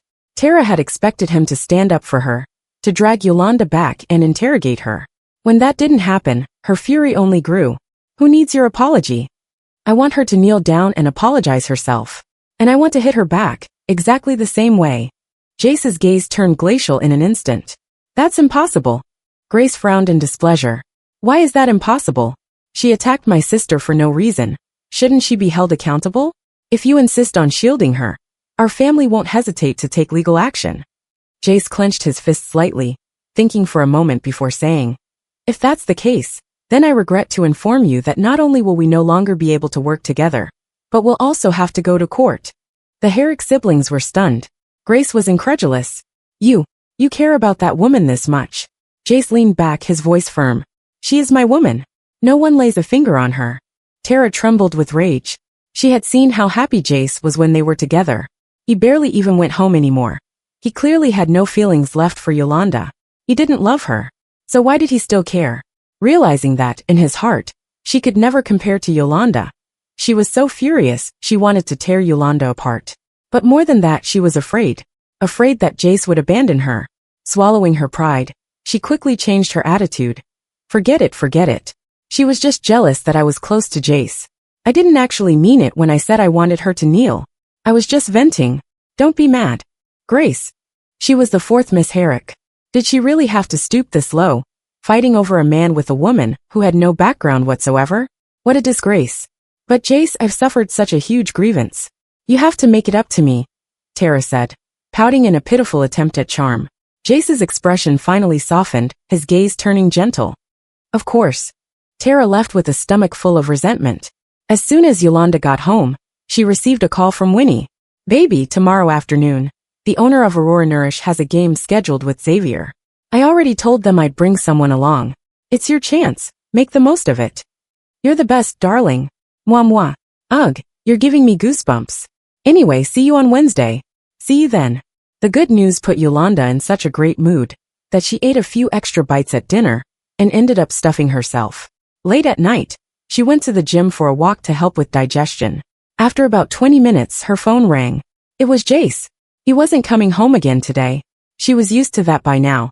But why was he calling her at this hour? Hesitant, Yolanda answered. The moment the call connected, she was met with the sound of ragged breathing, both male and female, followed by a woman's ecstatic, uninhibited moans. Jace, I can't take it anymore. You're too good. You're driving me insane. Deeper, deeper. Ah. Yolanda already had an upset stomach, and in that instant, nausea surged up violently. She doubled over and vomited all over the floor. Her phone slipped from her trembling fingers, hitting the ground with a sharp crack. The screen shattered. She retched until her stomach was empty, while burning her throat, yet she still dry-heaved uncontrollably. She had no idea how she managed to make it back to her room. Lying in bed, she thought she'd spend the whole night in anguish, unable to sleep, consumed by pain so intense it made her want to tear her own heart out. But the poison didn't kick in. She lay there, eyes wide open, listening to the slow, heavy thud of her heartbeat. The world was eerily quiet. Time ticked away. At some point, she closed her eyes, and the darkness swallowed her whole. By the time she woke up, the sky was already bright. Yolanda got up, washed up, cleaned the gym, had breakfast, and then went out to buy a new phone. That afternoon, she headed to Longwon Golf Club as planned. Winnie was already waiting for her at the practice range. She was dressed in a pale yellow one-piece sports dress, her voluminous waves cascading around her shoulders, exuding a vibrant, alluring charm. She gave Yolanda a once-over, clicking her tongue in disappointment. Girl, you might as well wrap your whole neck up while you're at it. Yolanda smiled faintly. I'm here to land a job. She didn't see anything wrong with her outfit, sky blue sportswear, her hair neatly tied in a high ponytail, and a natural minimal makeup look. Clean, polished, and professional. Sweetie, men are visual creatures, Winnie sighed. If Xavier was only looking for a pretty secretary, the position wouldn't still be open. Beauty and capability aren't mutually exclusive, you know. Winnie pouted and playfully poked her. Luckily, I brought a spare outfit. We're about the same size, so you're borrowing it. Before Yolanda could protest, Winnie dragged her to the dressing room and practically forced her into a change of clothes. Since she needed Winnie's help with the introduction, it wouldn't be good to turn her down. When she walked out, she had transformed into a total bombshell. A tight sleeveless white top and a short flirty black pleated skirt accentuated every curve. Her chest, waist, and hips were on full display. Her long, creamy legs were an absolute showstopper, enough to make any man lose his mind. Oh, my God, Winnie gasped dramatically, covering her mouth. Yoli, I had no idea you were hiding such a killer body. Jace must be out of his mind. What the hell does Tara have over you? Yolanda pretended not to hear the last part. Frowning at her reflection, she worriedly muttered, dressed like this, Xavier won't think I'm trying to seduce him, will he? Winnie, I really think. Sho. Winnie cut her off with a gesture, pulling out her phone and answering a call. Hey Kyle, you and Chambers are already there? Okay, we're coming now. At that, Yolanda had no choice but to drop the idea of changing back. As they headed over to meet Kyle, she asked, Winnie, have you ever met Xavier before? Actually, yeah. When I was 6, I went to the Chambers house for New Year's with my parents. Back then, Xavier was still little, all chubby and soft with the cutest baby face. But after my family fell on hard times, we never went back. Anyway, he moved abroad when he was a kid, so he hasn't been around much. I see. Chubby, soft, and baby-faced. The image of a steaming, fluffy meat bun popped into Yolanda's head. The golf cart turned a corner. Before them, a vast expanse of green stretched out. In the distance, a lake shimmered beyond the trees. Closer by, 2 men stood talking, dressed in sportswear. Yolanda's gaze locked onto one of them, and her pupils shrank. The one in deep blue and tan was Kyle. Beside him stood a man taller by half a head, dressed entirely in white. Tall and lean, with broad shoulders and a narrow waist, his entire presence exuded effortless grace and nobility. Even from a distance, his profile was breathtaking, chiseled to perfection by the interplay of light and shadow, almost as if he carried his own beauty filter. Yolanda's vision swayed. She had met Kyle before, which meant the man beside him could only be Xavier. Winnie sucked in an excited breath. Oh my God, he looks nothing like he did as a kid. He's so tall and so hot now. I can't. I think I'm about to start fangirling. I'm doomed. You too. What love at first sight. Already hopelessly in love.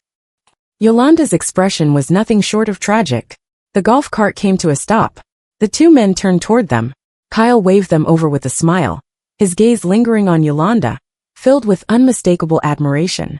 Xavier's eyes flickered with surprise for a split second before his expression turned icy, shrouded in an unapproachable frost. Winnie led Yolanda forward. Since she was already here, she might as well go all in. Even if her chances were slim, she had to at least try. As they approached, Winnie greeted them enthusiastically before quickly introducing Yolanda to Xavier. This is my bestie Yolanda. She's here today to witness the charm of the Chambers family firsthand. Yolanda felt extremely anxious inside, but her face maintained a flawless smile. Kyle teased. I was wondering why a stunning beauty like you would suddenly be interested in joining us. And dressed up so nicely too. Turns out, you're here for Chambers. Ambitious, huh? Yolanda ignored Kyle's teasing, greeted him briefly, then turned to Xavier with a formal and respectful tone. Chambers, nice to meet you. It's a pleasure. The moment she finished speaking, she realized her mistake. Her eyes twitched slightly. Damn this formulaic muscle memory mouth. Nice to meet me for the first time? Xavier's cool, distant gaze rested on her face. Yolanda maintained an extremely composed and respectful expression, but inside, she was on the verge of breaking down. She simply pretended not to hear the implicit question in his words, piling on her smile even more. Really happy to see you. After saying that, she looked at him with a hint of nervousness and pleading in her eyes. Don't expose me, okay? Xavier seemed to understand her look and chuckled. You do look pretty happy. His deep voice carried a subtle lingering amusement, each word tinged with an almost indulgent tone. Kyle and Winnie both felt a jolt of disbelief at the scene. Wait, she already got to him? Winnie even shot Yolanda a look that said, see? I told you changing your outfit was the right call. A weapon is meant to be used. Yolanda sighed internally. That didn't sound like a compliment at all. It was clearly sarcasm. The group started playing golf. Xavier was an excellent player, and Kyle wasn't bad either. Winnie and Yolanda took a few swings as well, but for the most part, they were just there to set the mood. After a while, they took a break in the shaded area. Winnie deliberately dragged Kyle to the club shop to pick out a new golf club, creating an opportunity for Yolanda to be alone with Xavier. Xavier sat down. Yolanda quickly opened a bottle of water and handed it to him, almost like a bootlicking gesture. Xavier stared at her hand for a few seconds before taking it, not making things difficult for her. But he didn't drink it. He simply placed it on the table. Yolanda let out another heavy sigh in her heart. Yeah, not happening. The first time meeting you. Going through all this trouble to get to know me. Surely it's not just to ask about my measurements? Xavier asked lazily, wiping the sweat off his forehead with a wet towel, his movements refined and unhurried. That was twice in one sentence. Pure poison. Yolanda pressed her lips together, thought for a moment then said, saying first time meeting was a slip of the tongue. As for asking about your measurements last time, that was because I accidentally got your suit dirty and wanted to buy a replacement. As for why I wanted to meet you, it's because I heard you're hiring a secretary. The moment she mentioned the secretary position, her tone automatically shifted to something more respectful. Her intentions were clear. Xavier set down the wet towel and stated bluntly, you're not suitable. With that, he got up and walked toward the woods. Being rejected without so much as a question irked Yolanda. She stood up and followed him.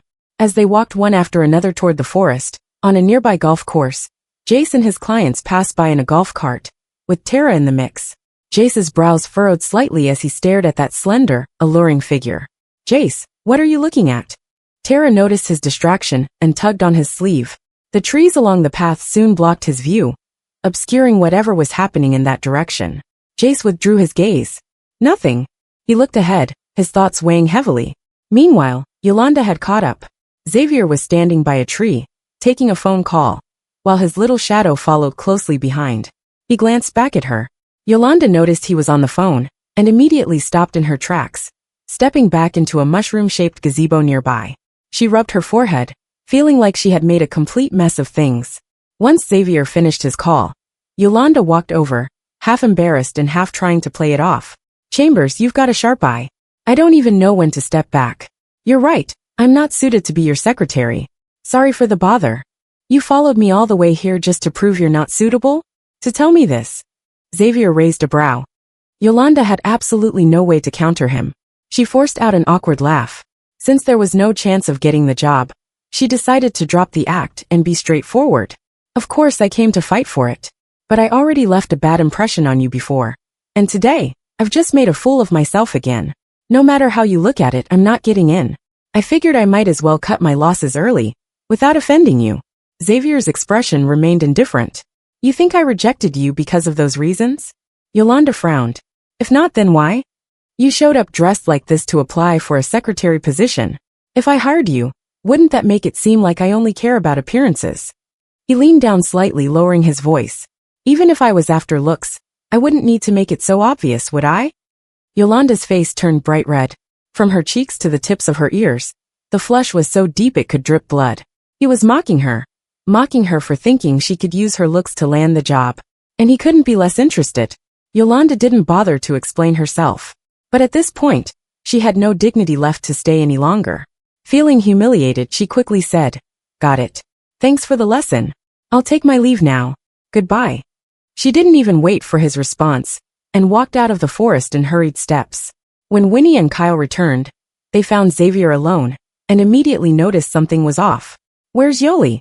"She left," Xavier replied. "Huh." Winnie was surprised. She immediately guessed that the job application had failed. But how? Things seemed to be going so well just a moment ago. She couldn't help but say, "Chambers, Yoli is actually really capable." Xavier cut her off. "Doesn't seem like it." Winnie was sharp. Those 5 words were enough for her to understand the issue. She had assumed that all men had a natural weakness for beauty, so she had pushed Yolanda to dress up. But it turned out, Xavier was one of those rare monks. "Damn, what a misunderstanding," Winnie muttered, immediately trying to smooth things over. "It's my fault. Yoli wasn't dressed like this at first. She came in long sleeves and pants, but I thought it looked too boring, so I made her change into something I brought." Xavier was speechless. Yolanda went straight home and changed out of the outfit. She sat down at her vanity, feeling dejected. Was she really nothing without the company? Without Jace? After letting her emotions run their course, she finally reached for her phone to call Winnie and apologize. She had put her phone on silent earlier to avoid distractions while job hunting. The moment she turned it back on, she saw countless missed calls. Some from Jace, some from Winnie. She ignored the former and called Winnie back immediately. Sorry. I wasn't feeling well, low blood sugar. I left early and totally forgot to tell you." Winnie fell silent for a few seconds. "I'm the one who should be apologizing to you. There was no need for too many words between smart people." Don't worry about it. I just wanted to give it a try anyway. You've already helped me a lot. I won't forget what you've done for me. Don't talk about favors like that. Listen, I explained the dress code issue to Xavier, but he didn't respond. I got his number from Kyle. Do you want to try again? Yolanda thought for a few seconds, but ultimately gave up. Forget it. Chambers and I are not meant to be. Hearing this, Winnie didn't say anything more. After hanging up, Yolanda curled up in bed to sleep. When she was in a bad mood, her body felt exhausted too. Half asleep, she heard the sound of the door opening. She turned over and squinted her eyes open, only to see Jace standing by the bed, his expression cold as ice. Yolanda didn't want to talk to him, so she turned her back and pulled the blanket over her head. You've been home sleeping all day? You didn't go out? Jace sat on the edge of the bed, his tone filled with probing. Yolanda stayed silent. I saw someone at the golf course today whose back looked a lot like yours. Yolanda's eyes snapped open. He went to the golf course too? What a joke. He and Tara had already given her a front row seat to their live show. Yet he still had the audacity to question whether she had gone out? She wanted to tell him. So what if I did? But then she thought about the possibility of him going after Winnie, so she chose to stay silent. Jace leaned down and lifted a corner of her blanket. His gaze landed on her fair neck, scanning it for any suspicious marks. Seeing nothing out of place, his expression relaxed a little. But he still wasn't completely reassured, and insisted on hearing it from her. Did you go out today or not? I didn't. I was cleaning the yard all afternoon. I'm going to sleep, so stop bothering me. Yolanda, disgusted by his closeness, pulled the blanket over her head again. Jace saw that she didn't seem to be lying and let it go. Night fell. Xavier was having dinner in his penthouse. Bob stood by, pouring the decanted red wine into a tall glass. As Xavier's personal housekeeper, Bob handled everything from cooking to cleaning, and sometimes even assisted his assistant, Sun Zhe, with work-related matters. Still no news from the headhunting company? Xavier asked after taking a sip of wine. Sun Zhe just sent over a candidate list. He said to have you take a look when you're free, and see if there's anyone you like, Bob replied. Then, as if remembering something amusing, he added, I glanced at it earlier. Turns out the lady I rear-ended last time is on the list. Oh. Xavier set down his wine glass. Bring me the tablet. His tone was casual, but after serving him for over 20 years, Bob knew. This reaction meant he was interested. Bob went to the study, fetched the tablet, and handed it over. Xavier opened the candidate list. He had rejected several batches before this. What he needed was a chief secretary. Someone with management skills, authority, an impressive image, strong social skills, and the ability to navigate the company's departments and business partners on his behalf, handling both big and small matters. Young master, this one here. She may be young, but she's highly capable. In just 4 years, she rose from a project team member to project manager. Half of the company's recent success can be credited to her. Plenty of rivals tried to poach her, but none succeeded because the company's president, Jace, was her boyfriend. But now, rumor has it he's set to marry Miss Herrick, the 4th daughter of the Herrick family. So, she resigned in a fit of anger. A foolish girl, really. Bob chattered on. Xavier lowered his gaze to the woman on the screen. She was dressed in a sleek black business suit, confident and poised, exuding a proud resilience. He recalled the times he had seen her before. She had been disheveled, dejected, shattered. And today, struggling to maintain a polite smile, yet humiliated and forced to flee. A flicker of irritation stirred in him. Perhaps he had been too harsh earlier. Yolanda woke up around 9 in the evening. While cooking some noodles in the kitchen, her phone buzzed with a message. It was from Bob. Since the last time she had asked for his young master's height, weight, and measurements, he hadn't responded to her at all. But now, he had just sent a series of numbers. And a few more words. Young master says you owe him a suit. He thought you might struggle with sizing, so he had me inform you. Yolanda stared at her phone, looking like she'd seen a ghost. What did that mean? What the hell did that mean? Could it be he had changed his mind and was giving her a chance? The moment the thought popped into her head, she immediately shut it down. No. Self-delusion was the worst. Thinking it over, there was another possibility. Maybe he was just preventing her from using the suit as an excuse to show up at his place again. So he decided to strike first and warn her not to pull any tricks. If she misunderstood and shamelessly delivered the suit in person, she'd probably be met with another round of ridicule. She did want this job, but not at the cost of her dignity.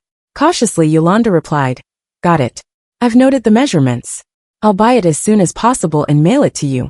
Bob read the message and reported back to Xavier. She said she noted the measurements and will send it to you by mail. Mail. Wearing his platinum-rimmed glasses, Xavier was reading a book when his gaze darkened slightly. He let out a neutral hum, his slender, ivory-like fingers flipping another page, as if he wasn't particularly interested. Should I? Bob hesitated. He understood that his young master was trying to offer Yolanda a chance, and he did feel sorry for the girl. So he spoke up. Should I remind her a little? If she doesn't want it, don't force her. How do you know she doesn't want it? Bob found his words strange, but didn't argue further. The next day, Yolanda went out to buy a suit. The moment she stepped out, a car discreetly followed her from behind. She browsed through several department stores, carefully comparing fabrics, styles, and craftsmanship to find one as close as possible to that smoke gray suit.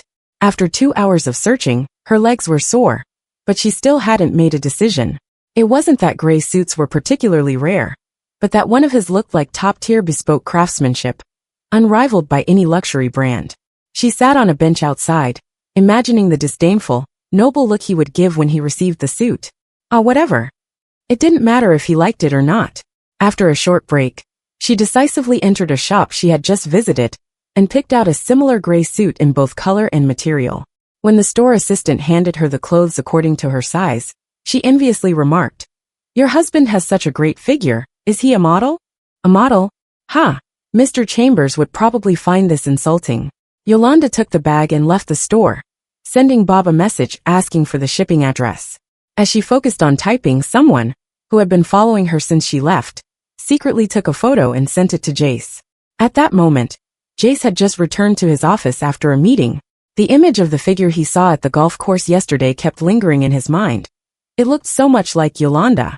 The key point was that there was a man ahead of her. He could play around, be a little careless, but she couldn't. If someone touched her just a finger, he would want to peel their skin off and break their bones. In his mind, Yolanda was his property. She was meant to follow him for life, love him, and only have eyes for him. Even if he were to die, she would die with him. He had someone watching her. Just as he sat down, he received the photo from his surveillance team. Yolanda had left the house, shopped for 3 hours in the mall, and finally bought a men's suit.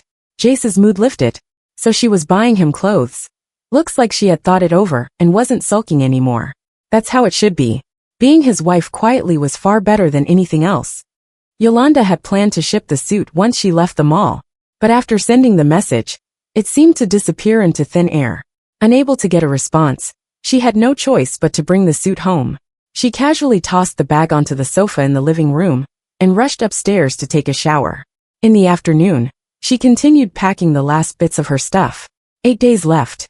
Living in the Herrick house for so many years, she couldn't help but feel a deep sense of sadness. This house was designed exactly as she wanted, with everything she had picked out, and she had even prepared a cute baby's room. They had planned to spend their lives together, but now, she had to bail out halfway. While packing the last drawer of the study that hadn't been opened in a while, she found an old USB drive. Curiously, she plugged it into the computer, only to find pictures of her and Jace from their high school and college days. Back then he was so clean and handsome. She flipped through the pictures from their youth, laughing and crying, feeling like she had gone back in time. Suddenly, she really wanted to revisit those memories, to say goodbye to that version of Jace. In the evening, Jace, for the first time in ages, returned home for dinner. Yolanda didn't cook for him. She didn't want to cook for him. Instead, she grabbed a box of instant noodles, which she wasn't sure when she had bought, but they seemed to be over a year old, and threw it at him. The young master of the Hamilton family. "Why don't you go eat outside?" she said. "Aren't you the type to like everything from the outside? Outside women, outside beds, even outside food tastes better than the food at home." Was she trying to push him out? Jace's mood plummeted to zero. Other wives are making hot meals, waiting for their husbands to come home, and you're giving me instant noodles? Yolanda, I'm doing you a favor by not poisoning the noodles. She couldn't be bothered to argue. "It's just a tomato stew. It was for me, but you can have it." Now Jace was really mad. "Did you forget that I never eat tomatoes?" Yolanda slapped her forehead. "I really forgot." Jace's face turned frosty, his expression as sharp as a knife. He glared at her for a moment, then turned on his heel and left the kitchen, heading upstairs. Yolanda took her tomato stew to the dining room, turned on a funny variety show, and ate while watching. Jace sat alone in his study sulking. The woman who had spent 3 hours picking out a suit for him today. Why did she suddenly change her attitude the moment he returned? Even if he hadn't told her he was coming home for dinner, she should have gone out to buy ingredients and cook something. And she didn't even remember his taste. Jace's mood sank even further. He got up and walked to the dressing room to see what kind of suit she had picked out for him. He searched the room, but couldn't find the new suit. Just as he was about to go downstairs to ask her, he paused in front of the door, turned around, and went back. He stood at the door of the dressing room, looking around. Why had her things decreased so much? Yolanda finished her meal and curled up on the sofa. She deleted and rewrote the conversation with Bob several times before finally giving up. What was Xavier up to? He had given her the measurements, but didn't want the suit anymore? Was he playing with her? She couldn't figure out the mind of this big shot, and frankly, she didn't want to try. Besides the unfinished suit, their lives would likely never intersect again. Footsteps came from outside the living room. Yolanda swiped away the chat window and lowered her legs. "Where did all your clothes, shoes, bags, and jewelry go?" Jace asked as soon as he walked in. Yolanda flinched. Did he find out? Wait, what the hell was wrong with him today? He came home unannounced to have dinner, and even went upstairs to check the wardrobe? "I took the clothes and shoes to the dry cleaners, and the bags and jewelry to be serviced," she said, her heart storming, but keeping her expression casual and confused. "All of it?" "Yeah, why not? I've been bored, so I decided to tidy up the house. I couldn't even remember which clothes I wore or didn't wear, so I just took everything to the dry cleaners. As for the bags and jewelry, after using them for so long, The diamonds aren't shining as they used to, and the edges of the bags are worn. So I thought I might as well get them cleaned and serviced while I have the time. Her explanation made sense, and there didn't seem to be any reason to lie to him. Jace found it a bit odd, but after hearing her he believed her. She had been home for a while, and thinking back, every time he came home, she was busy tidying up. You don't need to rush. You're not just going to be home for a few days. You can clean up slowly. I'm leaving soon, and before I go, I want to clean everything up. There was nothing wrong with what she said, but Jace still felt uneasy. He glanced at the dark blue bag on the sofa, and bent down to pick it up. Is this for me? No. Yolanda instinctively spoke up to stop him, leaning forward to keep him from touching it. Their words remained unfinished, but they both froze. Jace's face turned cold as ice. Yolanda quickly recovered, adding, It's for my dad. Jace's disappointment was palpable. You bought it for your dad, but didn't think of getting one for your husband too. Yolanda countered. Do you even need another suit? Ha! The suits left in Tara's bedroom were probably more than enough for him. Jace was left speechless. Yolanda ignored him, grabbed the suit off the sofa, put on her slippers and ran upstairs. She hid in her study, and after a while, she heard the sound of a car leaving. She sighed in relief. The next day was Sunday, and the weather was perfect. She visited the high school where she and Jace had attended. Students weren't in class that day, but she still spotted a few kids in uniform walking around. She wandered leisurely, reminiscing about the time she and Jace had spent together, the classrooms they sat in, the tree-lined paths they walked along, and the track field they had run across. Finally, she arrived at the bamboo grove by the artificial lake, where they had buried a box in a secret corner. It was just before the college entrance exams after evening self-study. Jace had dragged her here, and it was pitch black around them. They used their phones for light, with the paper resting on their knees as they wrote. He had said that they would dig it up together in 20 years. The faint light in his eyes had been brighter than the stars. Yolanda smiled with a sense of relief as she took her capsule from the box. Goodbye, Jace. At the same time, Jace was in the project manager's office. The blinds were drawn, and the door was shut. The people in the department exchanged glances, secretly whispering. Jace furrowed his brows as he flipped through the project report that Tara had prepared. Tara, however, paid no mind to his mood, leaning on his shoulder and seductively teasing him. Tara wasn't as beautiful as Yolanda, but she was wild, bold, and knew how to seduce men. She relentlessly pursued them, and some could hardly resist her charms. For men, their heart and body could be separate. Jace, do you want to hear? Her hand started to move toward his lower abdomen. Don't mess around. Jace had no mood for that. He pushed her hand away and slammed the project report onto the table. Is this the project report you spent 7 or 8 nights on? He knew it wouldn't compare to Yolanda's work, but he didn't expect it to be this ridiculous. It was complete nonsense, absurd. Jace rubbed his temples, missing the days when Yolanda was in charge of the project department. Those were the days when he felt invincible. Tara, upset by the scolding, pouted her lips. Just then Jace's phone rang. He glanced at it, got up, and walked to the window to answer the call. Talk. You went out again today. She visited a high school, walked around for quite a while, and then went to a place called Lanting. It's an expensive area with strict security. Non-residents can't get in. The person monitoring Yolanda reported in. Jace's unease grew with every word. What high school, what district? Suddenly, his eyes darkened as he stiffened. You said non-residents can't get in? But what if she knows someone there? If a resident made a call in advance, they could get in. Send me the address of the area. Keep watching. Understood. Jace hung up in frustration. On one side, his mistress had messed up the project report, and on the other, his wife was acting strangely. He turned around and Tara, who had unknowingly followed him, wrapped her arms around his waist and clung to him. Why do you care about her? You don't love her anymore. Jace suppressed the disgust rising in his chest, peeled her off him like an octopus, and gripped her shoulders with both hands, his expression serious. Redo the project report, and take it seriously. If you don't understand, ask the project department's team leader. With that, he walked off with a cold face. Tara, furious, smashed everything in the office. Ask for advice? Did he really just say ask for advice? Those lowly people outside are worthy of her asking for help? Wait. The team leaders of the project department had all been Yolanda's people. So Jace was implying that she should ask Yolanda's subordinates for advice? Immediately, she called in the 3 team leaders, cursing them out. When the leader of Team 1, who managed Silk, couldn't help but say something. She slapped him across the face. The other two team leaders remained silent in anger. This wasn't a lady. She was more like a mad dog. Yolanda placed the time capsule on a shelf in her new home. She didn't need to throw it away or burn it. After all, it wasn't just about Jace. Her life wasn't only about him.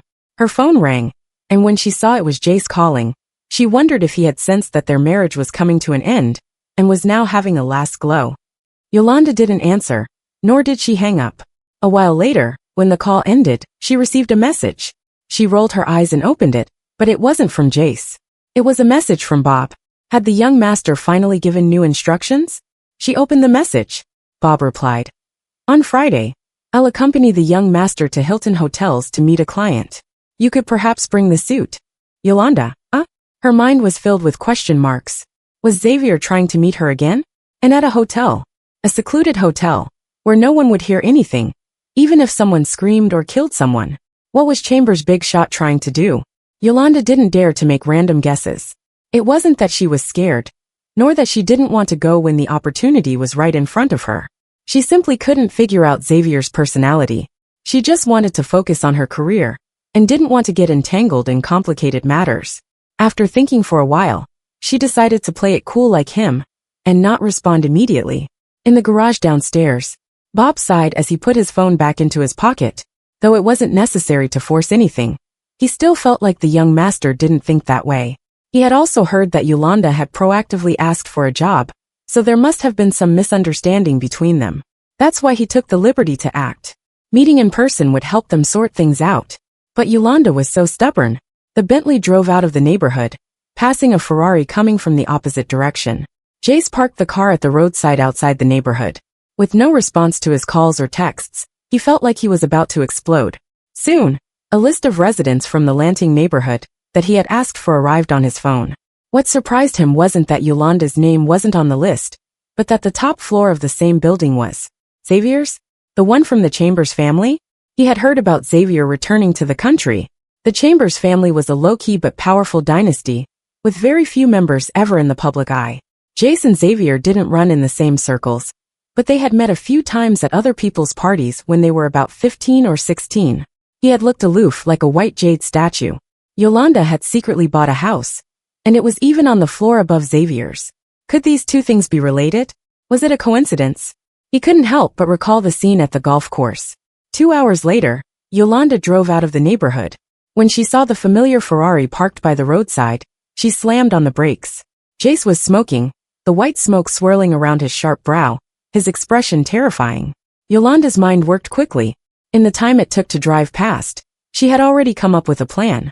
She got out of the car and opened the passenger door, sitting inside and coldly asking, "How did you end up here? Are you stalking me?" Jace grabbed the phone on the dashboard with the hand holding his cigarette, and threw it onto her lap. "Explain." Yolanda picked it up, and saw the list of residents in the Lanting neighborhood on the glowing screen. She calmly handed the phone back. "I've been working for so many years. What's wrong with buying a house for myself? I paid the down payment with my own money, and didn't spend a penny of yours." Jace's gaze was sharp, not swayed by her words. "Yolanda, don't try to outsmart me. Is this about money? What do you want the house for? Why did you hide it from me?" "I don't think I need to explain.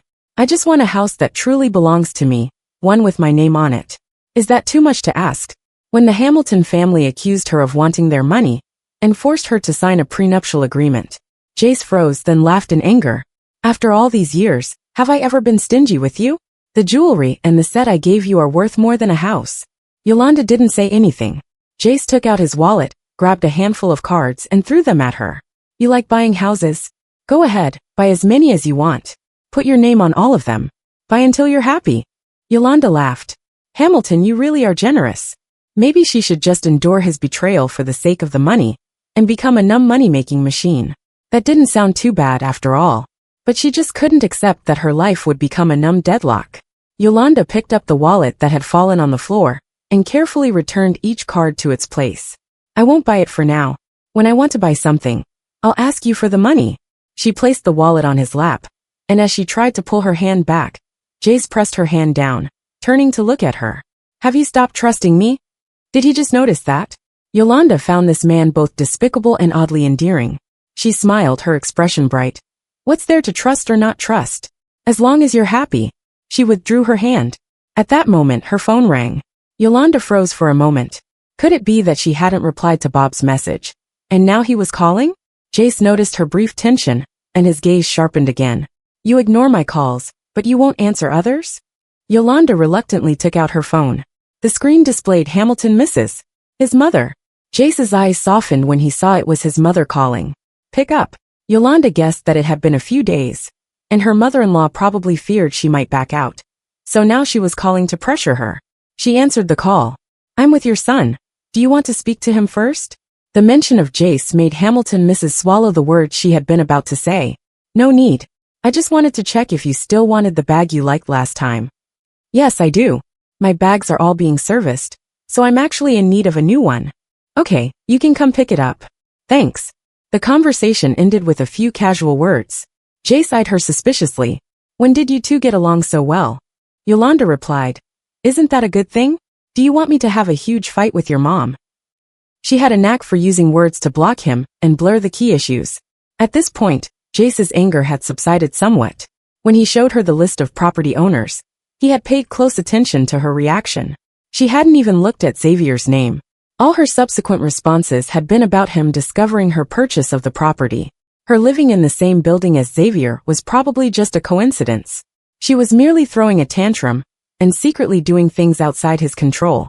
She thought that buying a small apartment with her own money was some kind of brave act. Just a little game. I'll drive you back. He ordered the car. But my car. I'll have someone drive it back for you. Jace didn't give her a chance to refuse or protest, locking the door and driving off. In the next few days, Yolanda lived cautiously, not stepping outside her door.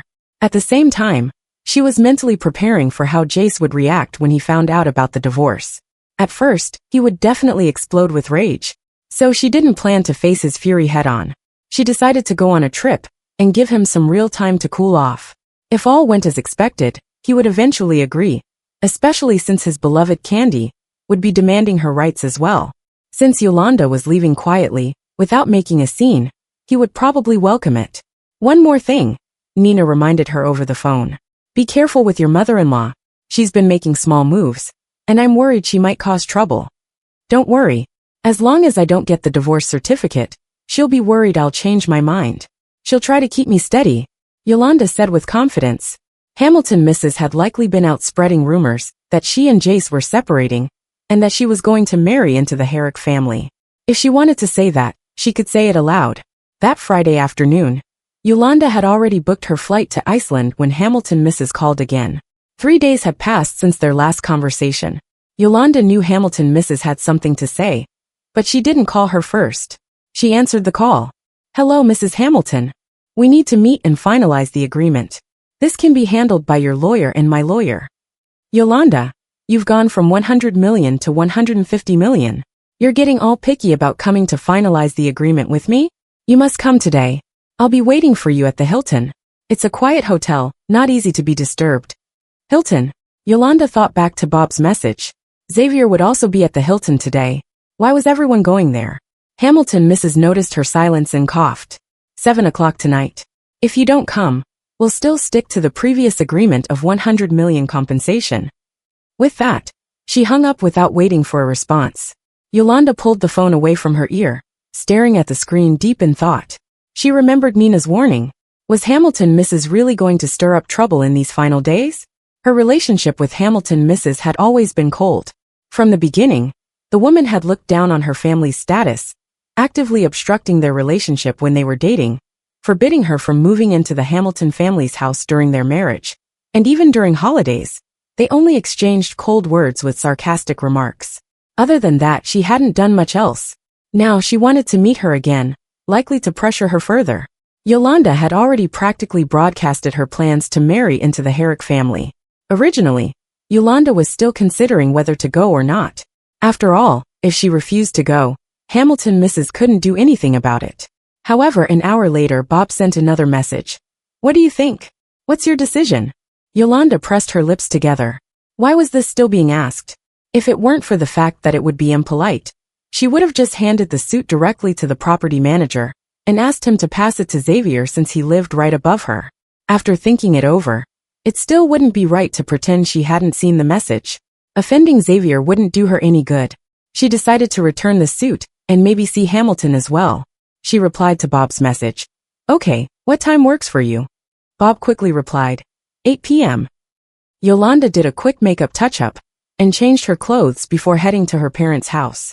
A few days ago, Jace had blocked her at the neighborhood entrance, making her realize she was being followed. She had also noticed a suspicious car outside the villa these past few days, further confirming her suspicion. Not long after she left, Jace's call came in. Are you napping? Ha, setting up a trap for him. Yolanda mischievously honked the horn, causing Jace to frown and pull the phone away from his ear. Driving, heading to my parents' house. Going to drop off the suit? Yeah. Yolanda glanced at the suit on the passenger seat. Seeing that she wasn't lying, Jace ended the call, but he had the person monitoring her continue to follow her to her in-laws' place. Upon arriving at her parents' house, Yolanda found that her father was out, but her mother was there, surprised to see her at this time. Aren't you working today? I took a sick day, a bit of a cold, Yolanda said, rubbing her throat and coughing a few times for effect. You don't take care of yourself. Look how thin you've become. Is Jace treating you badly? Her mother gently touched Yolanda's face. Mother and daughter were so in sync that even when Yolanda tried to hide it, her mother could tell. If he treats me badly, I'll just divorce him, Yolanda joked. Her mother went silent after hearing this. Yolanda quickly changed the topic, chatting about other things. She planned to wait until everything settled before telling them about the divorce. She didn't want them to worry too soon. After dinner at her parents' house, she changed again, saying she was going out with a friend and would be back later. In the elevator, she put on her hat and mask, successfully slipping out of the neighborhood unnoticed by the surveillance team. By the time she reached the Hilton, it was just before 7 p.m. The exterior was quaint and old-fashioned, while the interior exuded understated luxury. She first met with Hamilton. Upon entering, she saw Bob from the Hamilton family. He greeted her respectfully and led her through several twists and turns until they reached a door, where he opened it for her. Inside was a tea room, filled with the aromas of tea and jasmine flowers. Hamilton was sitting there in a dark green, ink-dyed cheapao, radiating grace and elegance. Sit, she gestured with a slight tilt of her chin. Aren't we here to finalize the compensation agreement?